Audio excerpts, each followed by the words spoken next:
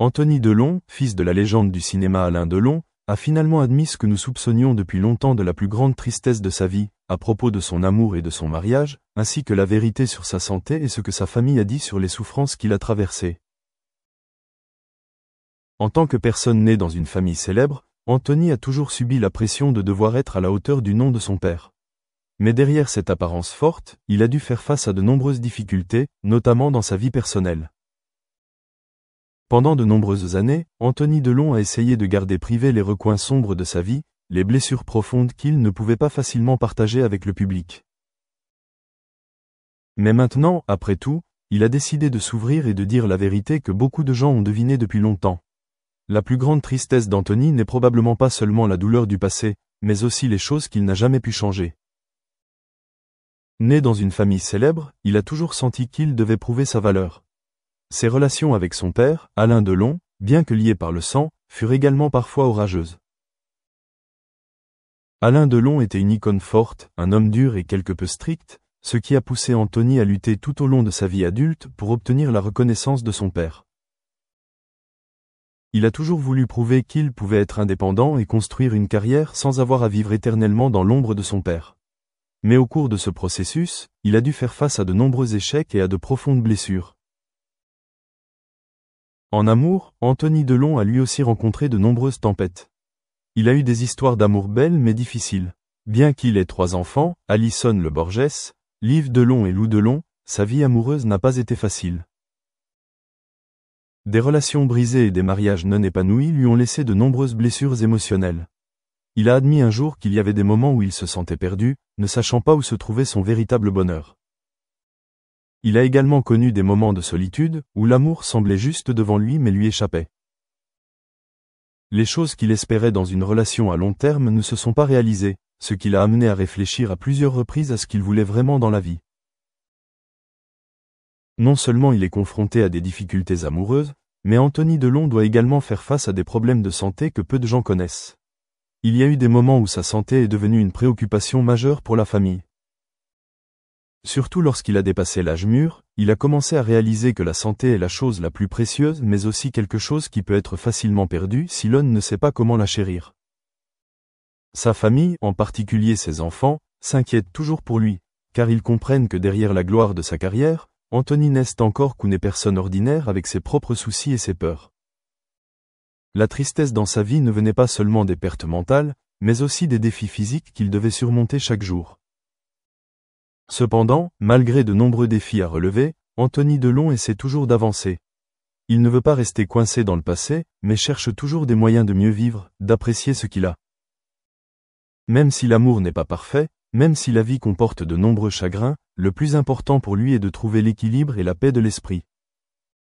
Ces expériences lui ont appris que la vie n'est pas toujours ce que nous voulons qu'elle soit, mais ce sont ces défis qui le rendent plus fort. Et maintenant, après avoir traversé tant de hauts et de bas, Anthony Delon peut enfin regarder le passé avec un œil plus tolérant.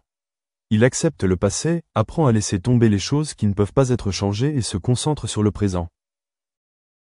Ce que sa famille disait de lui n'était pas seulement de l'inquiétude mais aussi de la fierté, car après tout, Anthony était toujours une personne résiliente, un homme qui avait connu beaucoup de douleurs mais qui n'avait jamais perdu espoir en l'amour et dans la vie. Anthony Delon, fils de la légende du cinéma Alain Delon, a connu de nombreux hauts et bas en amour ainsi que de profondes tristesses dans la vie. Bien qu'il ait grandi sous les feux de la rampe au sein d'une famille célèbre, sa vie n'a pas été facile. Anthony a toujours porté l'ombre de son père, ce qui a grandement affecté sa vie personnelle et émotionnelle. En amour, Anthony Delon a connu de nombreuses relations, mais pas toujours faciles. Il a 3 enfants. Alison Le Borges, sa fille aînée, dont il n'a appris l'existence que lorsqu'elle était adulte, et Liv Delon et Lou Delon, 2 enfants d'une relation ultérieure. C'est le bouleversement émotionnel qui a permis à Anthony de comprendre plus clairement la responsabilité d'être père, et cela est également devenu une partie de sa tristesse. L'une des plus grandes souffrances de la vie d'Anthony Delon fut sa relation compliquée avec son père, Alain Delon. Au fil des années, père et fils ont eu des conflits et des malentendus, au point qu'ils ont presque perdu contact. Alain Delon est connu pour être strict et froid, et Anthony doit toujours essayer d'échapper à l'ombre de son père, en faisant ses preuves à sa manière. Cependant, l'affection père-fils existe toujours. Alors qu'Alain Delon vieillissait et avait des problèmes de santé, Anthony a progressivement adouci son cœur et s'est montré disposé à prendre soin de son père dans ses derniers jours. Outre l'amour et la famille, Anthony Delon fait également face à de grands défis dans sa carrière. En tant que fils de l'un des plus grands acteurs français, il a subi une pression considérable lorsqu'il est entré dans l'industrie du divertissement. Malgré son talent et son apparence attrayante, la carrière d'Anthony n'a jamais atteint les sommets de son père. Il s'est essayé à de nombreux domaines, du théâtre aux affaires, mais pas tout. It is no longer true that you can go in the field and hide and not be worrying about digital or anything having to do with virtual, etc. And I think that if there's one good thing coming out of COVID, not many, but one of the good things is the fact that everybody knows how important virtual is and how important the internet is and how important the whole the non-physical world is. So that's my first point. My second point is that let's be careful not to push some of the things that I would call are subjects of continuing education into the undergraduate curriculum. Okay, I still think that a university is not a training school. A university is a university to stimulate the mind, and to try to only looking at it to provide job preparation. I think for a graduate school, you may need to do that. You may need to do more of that. Because you have people who are going to go on and become faculty in a certain field. So they certainly need a lot of specialization, or people who want to go in industry at a certain level, higher level, and they have to be knowledgeable. So you definitely need a speciality. I'm not saying that you should not have a major, but I'm saying that you got to be careful into making it like a training institute for some job placement.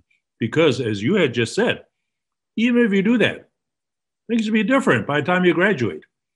And they'll be totally different 3 years after you graduate. So what a waste of time to be spending all that time in undergraduate learning something that's obsolete in 3 to 5 years. These things should be upgraded, through Coursera, through continuing education arms of many universities. Like we have a big continuing education arm to bring in people who have already been working 5 years, 10 years, 15 years, and upgrade them because things are changing so fast. So I really say, yes, we need specialization. We can't have a bunch of generalists that graduate, and especially true, of course, with graduate school, but even true also for undergraduates. But any other additional skills, okay, they need to continually pick up. If they don't continually pick up and lifelong learning, then that graduate is not going to be useful to whatever world, business world or academic world that they're entering into. So those are just the 2 points I make about one is digital literacy,